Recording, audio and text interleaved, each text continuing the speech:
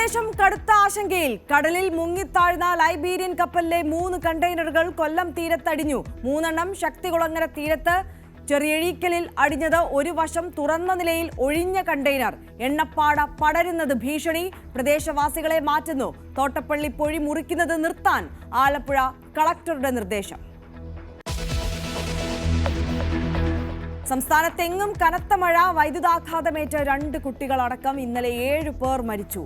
നാശനഷ്ടം വ്യാപകം. മരം വീണ് പല റോഡുകളിലും തടസ്സം. തിരുവനന്തപുരം, കൊല്ലം, ആലപ്പുഴ ഒഴികെയുള്ള ജില്ലകളിൽ റെഡ് അലർട്ട്. 10 ജില്ലകളിൽ വിദ്യാഭ്യാസ സ്ഥാപനങ്ങൾക്ക് അവധി. മഴ കനക്കുമ്പോൾ തീരദേശത്തും അതീവ ജാഗ്രതാ നിർദ്ദേശം. രാത്രി 8:30 വരെ ഉയർന്ന തിരമാലകൾക്കും കടലാക്രമണത്തിനും സാധ്യത. ചെറിയ വള്ളങ്ങളും ബോട്ടുകളുമായി കടലിലേക്ക് പോകരുതെന്ന് മുന്നറിയിപ്പ്.